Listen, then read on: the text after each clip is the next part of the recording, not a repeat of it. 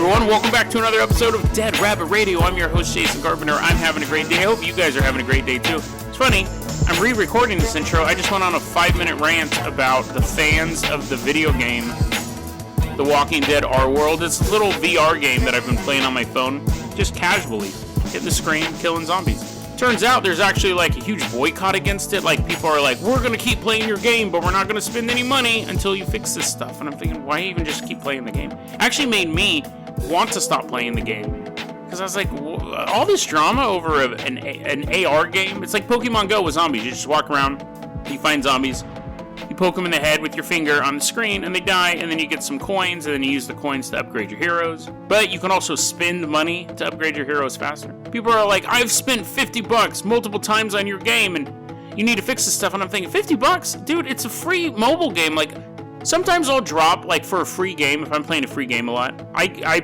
spent about $2 on The Walking Dead. I bought something. When I'm playing a free game, like Warframe or something like that. Sometimes when I am playing a free game, though, and I have a lot of enjoyment out of it, I'll throw the developers a couple bucks. But $50, I'll go buy a video game, like a real video game for that. An actual video game, not a mobile game. So, yeah, just super bizarre. People get so worked up over the weirdest stuff. One guy was like, I have to do spreadsheets every day for a mobile game? If you're playing a mobile game and you're developing spreadsheets, that's just bizarre to me. That's just so... I don't even have spreadsheets for my podcast. I don't even do spreadsheets for this. This is kind of like becoming my job. This is my career at this point. Yeah, man. It was a bizarre little subculture that I stumbled into. I was just looking for tips. I was looking for, like, which card should I upgrade next? Should I upgrade my submachine gun, or should I spend more points on getting Carl to be stronger? And I stumbled across this huge boycott. That's all. One, that's what I get for going on Reddit. And two, just weird. It almost, like, I'm just like, if people who are spending $50 every so often are having such trouble with this game, and I'm not paying anything, I'm kind of just don't want to play it anymore. But anyways, that aside, I'm always, like, just amazed by these bizarre subcultures that pop up. Other than that, though, let's go ahead and move on to our first story. Now, our first story is actually, I found quite amusing, because I guess it kind of goes into the same thing with subcultures. Like, if you stumbled across this information, I want you to think, what would you do with this? And then we look at what she did with it. So there is an author named Trish Lesage. Trish Lesage. I'll give you 3 guesses of what she writes about based on that name. She's probably a lovely person. I'm not trying to say anything bad about her, but obviously she's into metaphysics and astrophysics. Not astrophysics, that's real. She's into metaphysics, and she's into, like, healing crystals and all that stuff. Trish Lesage. Anyways, so she wrote an article, and she tells this story. It was January 21st, 2012.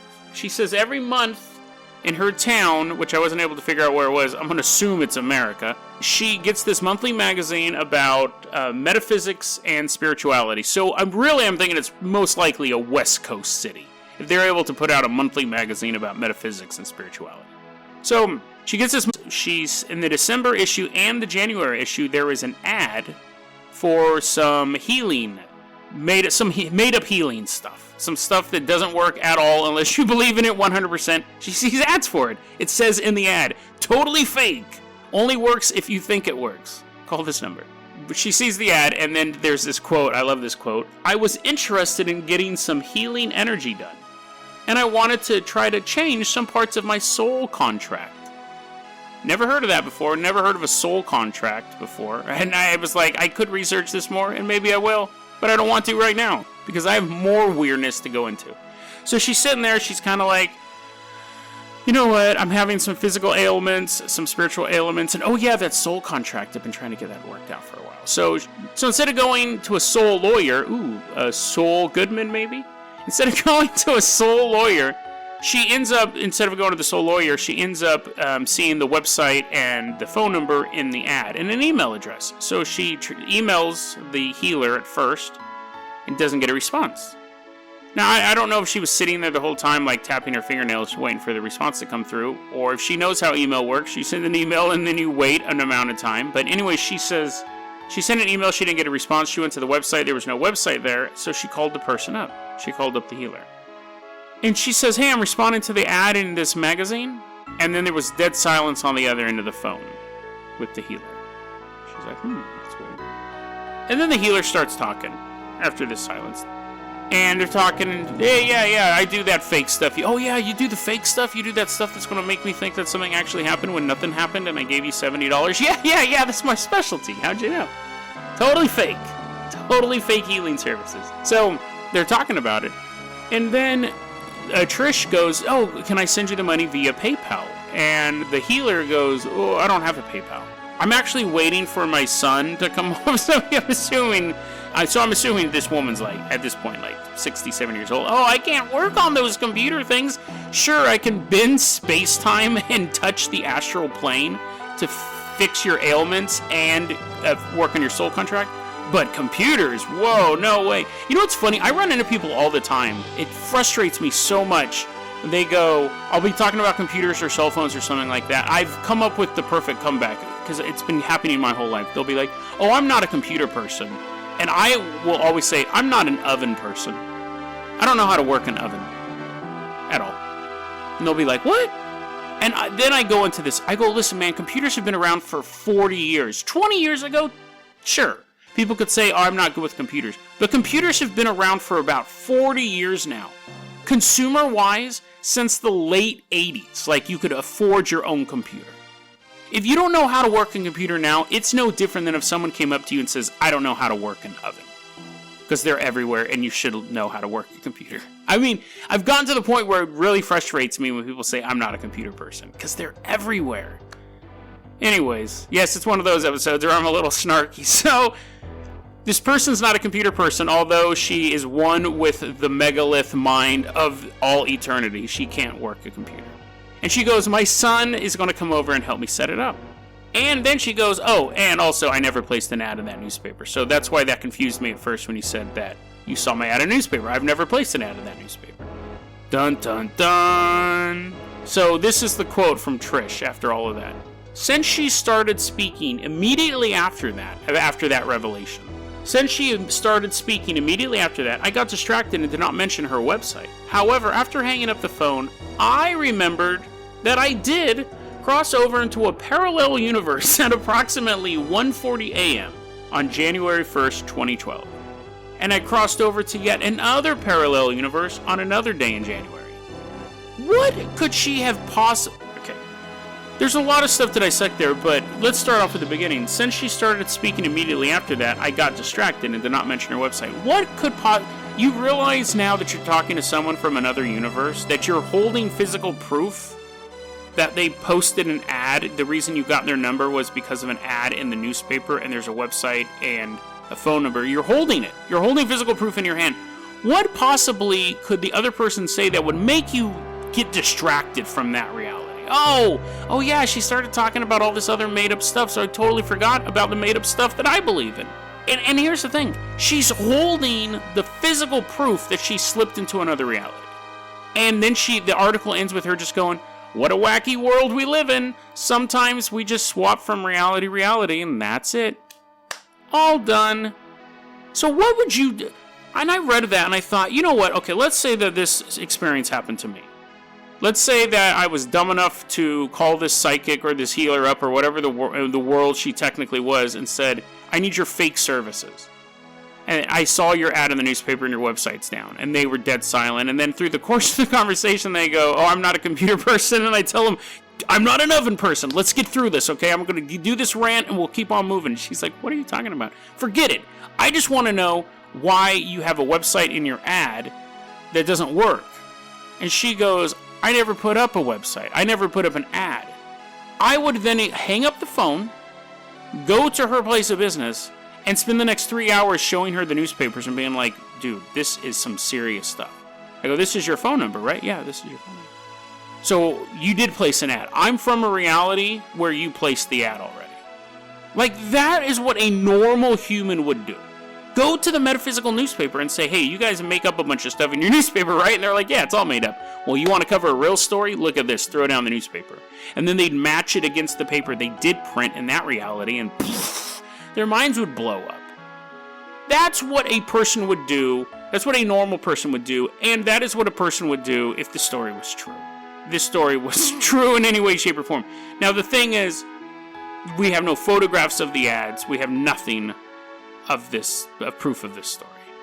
Now, obviously, she could have shifted back into another reality where she know. And also, I just thought of this. How many times do people shift reality and their apartment shifts reality too? Was she carrying both copies of the newspaper around when she was shifting realities? Like, it's not that you shift reality and then your car shifts with Jamie Lynn Spears CD on my car, and Britney Spears is just an actor, and the world's flip-flopped, and everything's horrible. No, you shift reality. The man from Torred, he didn't, his whole plane didn't shift, just he did. Maybe the stuff in his pocket, like his pennies, we've talked about that before. But you just don't shift and then you go into a reality where all your food's spoiled because you didn't pay your electric bill in that other reality, but everything else is normal. It just doesn't make sense. It doesn't make sense at all. So and I should say, I'm not calling Trish a liar. I just am saying that this story has a major hole in it. And it was possible proof. It was absolute possible proof of someone shifting realities, and it's just kind of like hand-waved off. It would be like me walking around with a book that said the Berenstain Bears, not the Berenstain Bears. And I have a whole library of them, because I shifted reality with those books over, and here you are. I'm in your reality, and I would be able to show those books, and people would be like, oh, you could dispute them, say, oh, those are misprints and stuff like that, but she could have taken the newspaper to the healer, she could have taken the newspaper to the newspaper that published it, and showed proof that a sliver of the stuff that they talk about actually has some sort of merit. But instead, what a wacky world we live in. But let's go ahead, and Fridays are actually turning out to be rant episodes. I don't necessarily want that to be an ongoing theme. I don't necessarily think it's healthy for my mental development to every Friday sit in front of a mic and just rant, as entertaining as they may be. And I don't know how entertaining it is, I haven't edited it yet, but I don't think it would be good for my growth, my soul contract, to just get angry every Friday. I think it was last Friday was the Benadryl episode. That was rough. But let's go ahead and move on to our next story. Now, again, the story is so bizarre, and this is the story that made me say, I wonder how many other things out there are true. Because I never thought this one was true. Let's hop into Dead Rabbit Dirigible, which is actually good because we're going back in time. We want to be quaint and quiet. We don't want anything loud. Plus, all of our loud vehicles have kind of been destroyed. But we are working on them, so have faith, true believers. We're going to take the Dead Rabbit Dirigible. We are going back in time to the year 1284. We're flying a dirigible over Germany. We're specifically going to the town of Hamelin. And in this town, well, you know what's funny? It's actually kind of hard to tell the story because there's different versions of it. So we're just going to kind of settle in on one and then kind of go through, take the details out that were added later. So we're over the town of Hamelin, and there's a bunch of rats, dude. The place is terrible. It's totally infested with rats. Rats are eating your cheese. Rats are dating your daughter. Rats are actually running for mayor in the upcoming election, and they may win because there's so many other rats to vote for them. It's a total mess. Town people don't know what to do about it. You can only bash so many rats' heads in before you become a shell of a person. Just ask Charlie. So they don't know what to do. And one day a guy showed up, and he was wearing multicolored clothes, which multicolored clothes, another term for that was pied. I don't know why those two things are connected. Even if you put different berries in a pie, so it'll always turn out just red. Like if you threw some boysenberries in there, well, I guess then it would be purple. But if you threw like boysenberries and then cherries, do they make strawberry pie? Anyways, you put all this stuff in, it just becomes one uniform color. But for whatever reason, pied means multicolored. Pied, this guy shows up, he's wearing all these funky clothes, and they're like, what are you doing here? And he's like, hey, man, I have a deal for you. I got this flute, I'm going to play it, and I'll lead all the rats out of town, but you got to pay me a ton of money. And the thing they settle on is about like 1,000 Denmarks or doinks or whatever they marks. What do they use in Germany? Marks? Well, anyways, he's like, give me 1,000 of those gold things you have over there sitting in the corner. He's like, those? And he's like, yeah, those. Give me 1,000 of those. I'm going to play my flute. I'm going to lead the rats out of the city and drown them. And they're like, that? Okay, that we don't think it's going to work, but go ahead, weirdo. So, the dude, and the rats start, like, getting up. They end their mayoral campaign, leave your daughter at the altar, and leave all your cheese alone, and they lead all the rats in town, follow the Pied Piper out of town, and then he leads them into the river, and they all drown. Your daughter is heartbroken, but she'll get over it. Pied Piper comes back into town and says, hey, give me my money. I did my part of the job, give me the 1,000 gold things. And they're like, oh, yeah, and it seemed like we thought it was going